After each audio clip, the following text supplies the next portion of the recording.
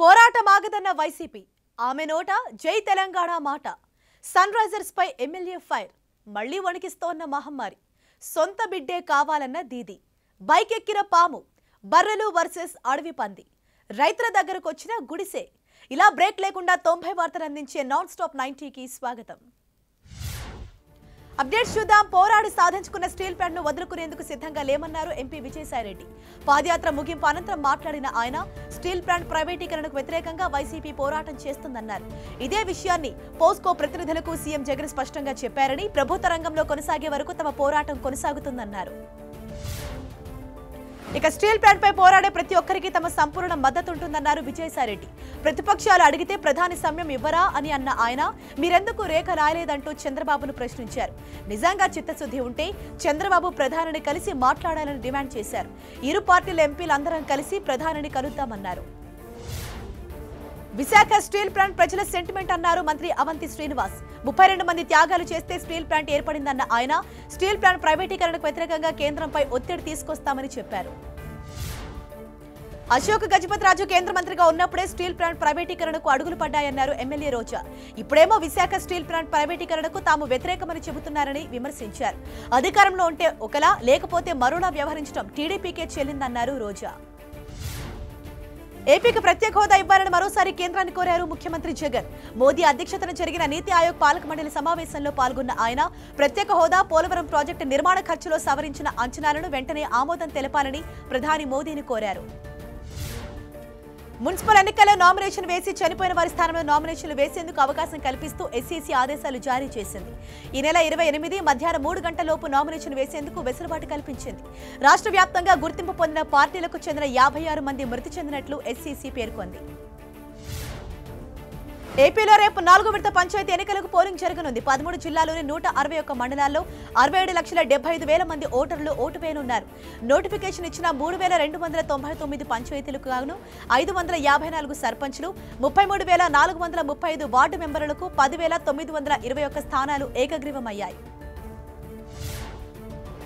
జనసేన కార్యకర్తలపై కక్షపూరితంగా వైసీపీ శ్రేణులు దాడులు చేస్తున్నాయని ఆరోపించారు జనసేన నేత నాదెండ్ల మనోహర్. గుంటూరు జిల్లా దమ్మలపాడు ఘటనలో గాయపడ్డ జనసేన కార్యకర్తను పరామర్శించిన ఆయన వైసీపీ ప్రభుత్వం గ్రామ వాలంటీర్ వ్యవస్థను దుర్వినియోగం చేస్తోందని మండిపడ్డారు.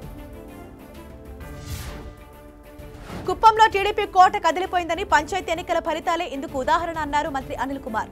2024లో టీడీపీని పూర్తిగా మూతపడేలా చేస్తామన్న ఆయన వచ్చే ఎన్నికలకు కుప్పంలో గెలిచేందుకు చంద్రబాబు కష్టపడాలన్నారు. తెలంగాణ ఇంటెలిజెన్స్ ఆఫీసర్ ప్రభాకర్ రావుపై బీజేపీ రాష్ట్ర అధ్యక్షుడు బండి సంజయ్ సంచలన ఆరోపణలు చేశారు.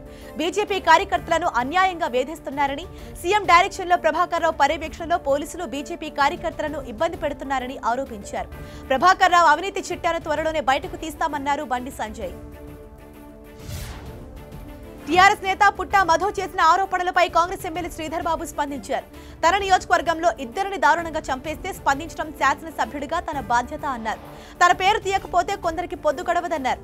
ఏవైనా సమస్యలుంటే న్యాయస్థానాలు తేల్చుకోవాలి, కానీ తమకు అడ్డు వచ్చిన వాళ్లను భౌతికంగా దూరం చేస్తామన్న సమాచారం ఇవ్వడం సరికాదన్నారు.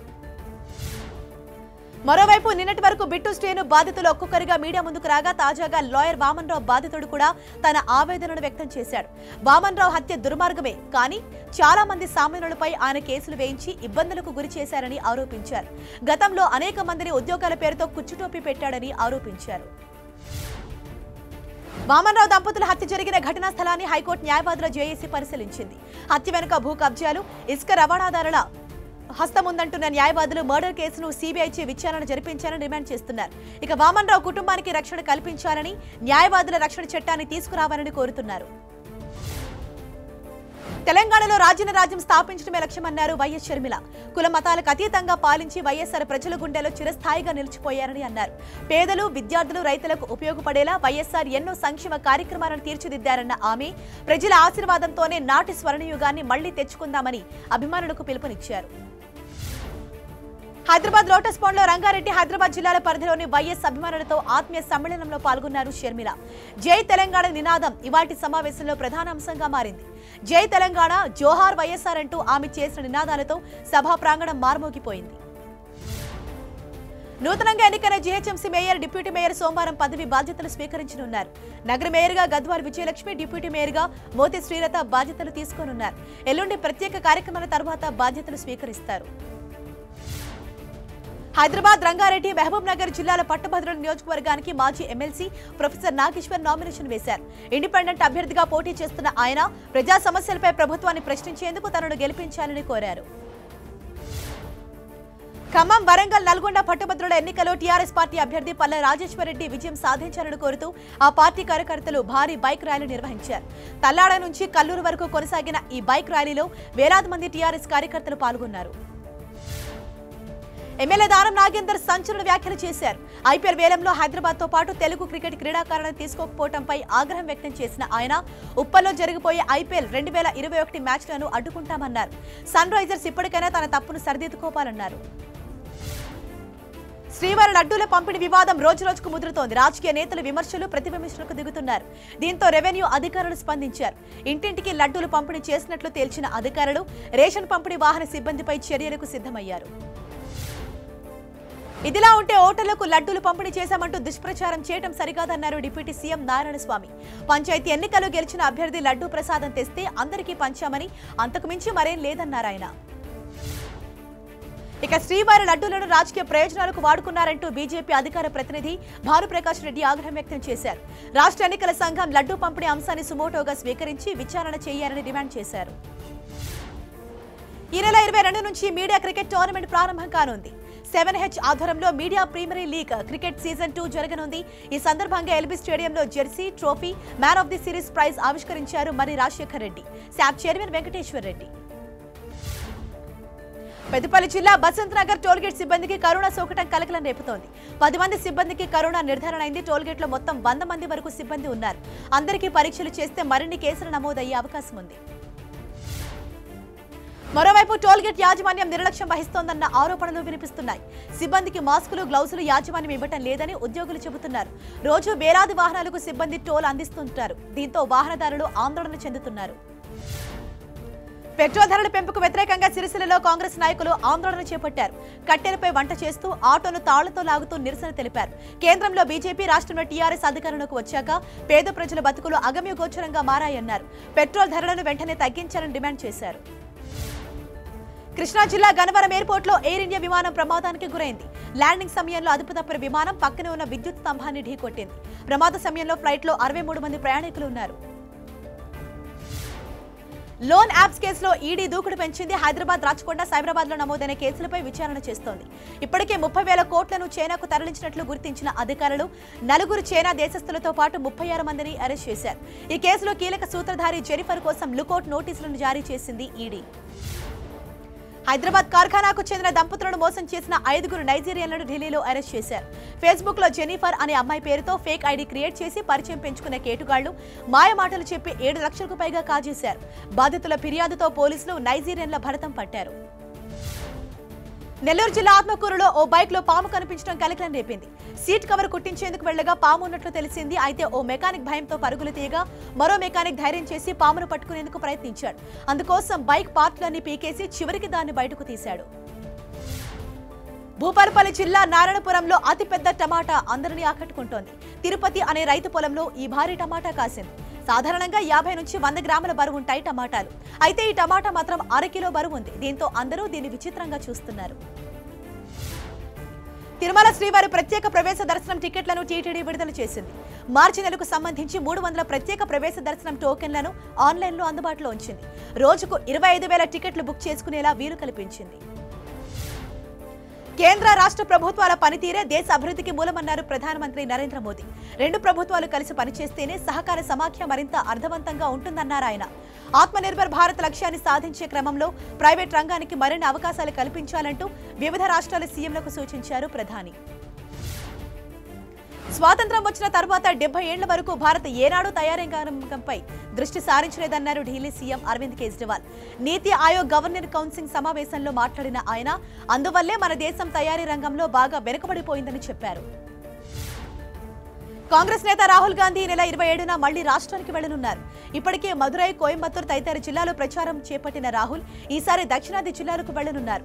3 రోజుల పాటు అక్కడే 4 జిల్లాల్లో ప్రచారం చేపట్టనున్నారు. రైతులను మోదీ సర్కార్ అవమానిస్తోందన్నారు కాంగ్రెస్ ప్రధాన కార్యదర్శి ప్రియాంక గాంధీ. ఉత్తరప్రదేశ్ ముజఫర్ నగర్లోని కిసాన్ మహా పంచాయతీలో పాల్గొన్న ఆమె రైతులను దేశద్రోహులు, ఉగ్రవాదులుగా చిత్రీకరిస్తున్నారని ఆరోపించారు. పుదుచ్చేరి అసెంబ్లీ నెల 22న ప్రత్యేకంగా సమావేశం కానున్నట్లు అసెంబ్లీ సెక్రటరీ ప్రకటించారు. 22వ తేదీన సాయంత్రం 5 గంటల్లోపు బల పరీక్ష నిర్వహించాలని లెఫ్టినెంట్ గవర్నర్ తమిళిసై సౌందరరాజన్ ఆదేశాలతో అసెంబ్లీని ప్రత్యేకంగా సమావేశపరచనున్నట్లు తెలిపారు. ఇప్పటి వరకు అవుట్ సైడర్స్ అనే నినాదంతో ముందుకెళ్లిన పశ్చిమ బెంగాల్ సీఎం మమత తాజా ఎన్నికల నినాదాన్ని అధికారికంగా ప్రకటించింది. సొంత బిడ్డే బెంగాల్కు కావాలి అన్న నినాదాన్ని ఆమె ప్రకటించారు. ఈ మేరకు తృణమూల్ కార్యాలయంలో పోస్టర్లను కూడా విడుదల చేశారు. రైతు సంఘాల నేతలతో ఢిల్లీ సీఎం అరవింద్ కేజ్రీవాల్ రేపు సమావేశమవుతారని ఆమ్ ఆద్మీ పార్టీ వెల్లడించింది. వ్యవసాయ చట్టాలు, ఇతర సంబంధిత అంశాలపై చర్చలు జరుగుతాయని, రైతులకు తమ పార్టీ బాసటగా నిలుస్తుందని ఆప్ తన అధికారిక ట్విట్టర్ ఖాతాలో పేర్కొంది. టూల్ కిట్ కేసులో పర్యావరణ కార్యకర్త దిశా రవికి పట్యాల హౌస్ కోర్టులో ఊరట లభించలేదు. ఆమె బెయిల్ పిటిషన్పై విచారణ జరిపిన కోర్టు తీర్పును రిజర్వ్ చేసింది. బెయిల్ పిటిషన్పై తీర్పును ఫిబ్రవరి 23కు వెల్లడించనుంది. నాగాలాండ్ అసెంబ్లీలో అరుదైన ఘటన చోటు చేసుకుంది. చరిత్రలో తొలిసారి నాగాలాండ్ అసెంబ్లీలో జనగణమన ప్రతిధ్వనించింది. జాతీయ గీతాన్ని ఆ రాష్ట్ర ఎమ్మెల్యేలు అసెంబ్లీలో ఆలపించారు. నాగాలాండ్ రాష్ట్రం ఏర్పడిన 58 ఏళ్ల తర్వాత ఈ అరుదైన దృశ్యం చోటు చేసుకుంది. తమిళనాడు అసెంబ్లీ ఎన్నికల నేపథ్యంలో నటుడు కమల్ హాసన్ సూపర్ స్టార్ రజనీకాంత్ ను కలిశారు. రానున్న అసెంబ్లీ ఎన్నికల్లో ఏ పార్టీకి రజనీకాంత్ మద్దతు ఉంటుందనే ఊహాగానాల మధ్య ఈ భేటీకి ప్రాధాన్యత ఏర్పడింది. అయితే రజనీకాంత్ ఆరోగ్య పరిస్థితి తెలుసుకునేందుకే కలుసుకున్నట్లు తెలిపారు కమల్ హాసన్. భారత్లో కరోనా మరోసారి విజృంభిస్తోంది. ప్రజల నిర్లక్ష్యం సెకండ్ వేవ్ కు దారితీస్తోంది. మహారాష్ట్ర, కేరళలో పెరుగుతున్న కేసులే దీనికి సంకేతం అంటున్నారు వైద్య నిపుణులు. ప్రధానంగా మహారాష్ట్రలో కరోనా మళ్లీ ఉగ్రరూపం దాల్చుతోంది. నిన్న అక్కడ రికార్డు స్థాయిలో 6,000కు పైగా కొత్త కేసులు వెలుగు చూశాయి. దీంతో అలర్ట్ అయిన బీఎంసీ అధికారులు కరోనా సోకిన వారి సంఖ్య ఎక్కువగా ఉన్న భవనాలను మూసివేస్తున్నారు. కరోనా నేపథ్యంలో మహారాష్ట్రలో మాస్కులు ధరించిన వారి నుంచి ప్రభుత్వం భారీగా జరిమానా వసూలు చేసింది. నిన్నటి వరకు సుమారు 31,80,00,000 జరిమానా రూపంలో వసూలయ్యాయని వెల్లడించింది. ఎన్నికల వేళ ప్రజలకు తమిళనాడు ప్రభుత్వం తాయిలాలు ప్రకటిస్తోంది. అసెంబ్లీ ఎన్నికలను దృష్టిలో ఉంచుకుని చెన్నై మెట్రో లైన్లో ప్రయాణించే ఛార్జీలను తగ్గించింది సర్కార్. గరిష్ట ఛార్జీని 20 రూపాయలు తగ్గిస్తూ సీఎం పళనిస్వామి ప్రకటన చేశారు. ఉత్తరాఖండ్ వరదల కారణంగా మరణించిన వారికి గుర్తుగా ఎన్టీపీసీ ఓ సంస్మరణ వనాన్ని అభివృద్ధి చేసింది. జోషిమఠ్లోని ఎన్టీపీసీ టౌన్షిప్లో ఆ సంస్థ డైరెక్టర్ యూకే భట్టాచార్య మొక్కలు నాటి ఈ వనాన్ని ప్రారంభించారు. హర్యానా రోహతక్ జిల్లా నుంచి ఘాజీపూర్ సరిహద్దు ప్రాంతానికి వచ్చిన ఓ గుడిసె విశేషంగా ఆకట్టుకుంటోంది. ఒక ఆటో పైభాగంలో 10 అడుగుల పొడవు, 3 అడుగుల వెడల్పుతో గుడిసె నిర్మించారు. లోపలికి వెళ్లేందుకు డోర్, విశ్రాంతి తీసుకునే వారి కోసం హుక్కాను కూడా అందుబాటులో ఉంచారు. త్వరలో అసెంబ్లీ ఎన్నికలు జరగనున్న 5 రాష్ట్రాలకు మొత్తంగా 250 కంపెనీల కేంద్ర సాయుధ పోలీస్ దళాలను తరలిస్తున్నారు. హింసాత్మక ఘటనలతో అట్టడుగుతున్న పశ్చిమ బెంగాల్కు అత్యధికంగా 125 కంపెనీల బలగాలను పంపుతున్నారు. ఫాస్టాగ్తో 4 రోజుల్లో టోల్గేట్ల వద్ద డిజిటల్ వసూళ్లు 23.3% పెరిగినట్లు ఎన్హెచ్ఏఐ తెలిపింది. అలాగే ఈ నెల 19న రోజువారీ టోల్ కలెక్షన్ను 100 కోట్ల మార్కును దాటి 102 కోట్లు వసూలైనట్లు పేర్కొంది. పెట్రోల్ మంట ఇప్పట్లో ఆరేలా కనిపించడం లేదు. వరుసగా 12వ రోజు కూడా ధరలు పెరిగాయి. అంతర్జాతీయంగా ముడి చమురు ధరలు ఎలాంటి మార్పులు లేనప్పటికీ దేశీయ కంపెనీలు వినియోగదారులపై మరోమారు భారం మోపాయి. పెరుగుతున్న పెట్రోల్ రేట్లపై సర్వత్రా ఆగ్రహం వ్యక్తమవుతోంది. ధరలను వెంటనే తగ్గించాలని జైపూర్ కాంగ్రెస్ నేతలు నిరసన వ్యక్తం చేశారు. సామాన్యులకు నడ్డి విరిచేలా ఇంధన ధరలను పెంచుకుంటూ పోతున్నారని మండిపడుతున్నారు. పెట్రోల్ మంటలపై కేంద్ర ఆర్థిక మంత్రి నిర్మలా సీతారామన్ స్పందించారు. వినియోగదారులకు రీటైల్ ఇంధన ధరలను కల్పించేందుకు కేంద్ర రాష్ట్ర ప్రభుత్వాలు చర్చించారని ఆమె స్పష్టం చేశారు. ఇంధన ధరలు వరుసగా పెరుగుతుండటంతో రాజస్థాన్ సీఎం అశోక్ గెహ్లాట్ కేంద్రంపై ఆగ్రహం వ్యక్తం చేశారు. కేంద్రం తీసుకుంటున్న తప్పుడు ఆర్థిక నిర్ణయాల కారణంగా ఇంధన ధరలు పెరుగుతున్నాయని విమర్శించారు ఆయన. కొద్ది రోజులుగా దిగొస్తున్న బంగారం మరోసారి డీలా పడింది. అటు స్పాట్, ఇటు ఫ్యూచర్స్ మార్కెట్లో వరుసగా ధరలు క్షీణించాయి.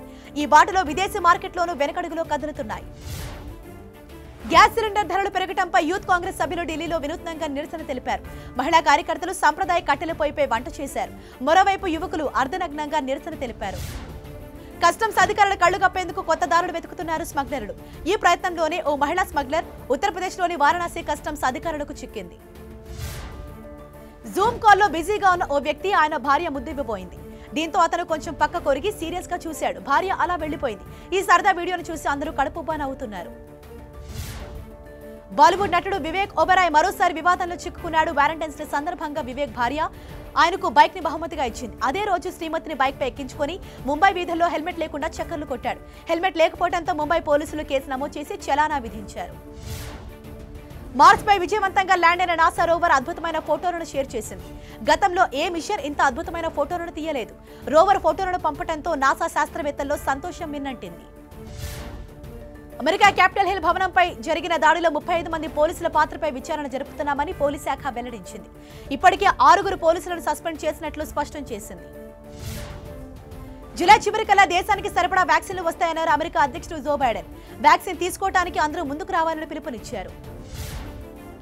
ఆఫ్రికా దేశాల్లో కరోనా మరణ మృదంగా మోగిస్తోంది. ఇప్పటివరకు కోవిడ్ మరణాలు 1,00,000 మార్కును దాటాయని అధికారులు వెల్లడించారు. ఓవైపు వ్యాక్సినేషన్ మొదలైనప్పటికీ మరణాలు పెరుగుతుండటంతో ప్రజలు గజగజ వణికిపోతున్నారు. దాదాపు 300 మిలియన్ల స్పుత్నిక్ వి వ్యాక్సిన్ ను ఆఫ్రికా యూనియన్ కు రష్యా ఆఫర్ చేసింది.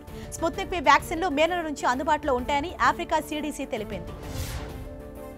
ఇరాక్ లో కోవిడ్ కోరలు చేస్తోంది. పాజిటివ్ కేసులతో పాటు మరణాలు భారీగా పెరుగుతున్నాయి.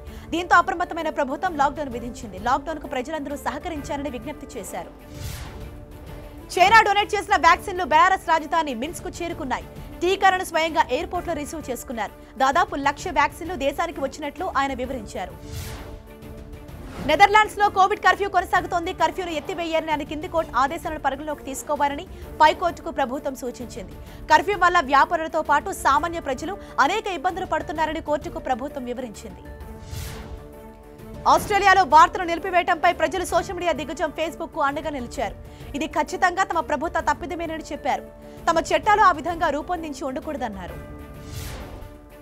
బాగ్లాన్ ప్రావిన్స్ లో తాలిబాన్ల నిర్బంధంలో ఉన్న 43 మంది ఆఫ్ఘనిస్తాన్ ప్రజలను మిలిటరీ ఆపరేషన్ జరిపి రక్షించారు.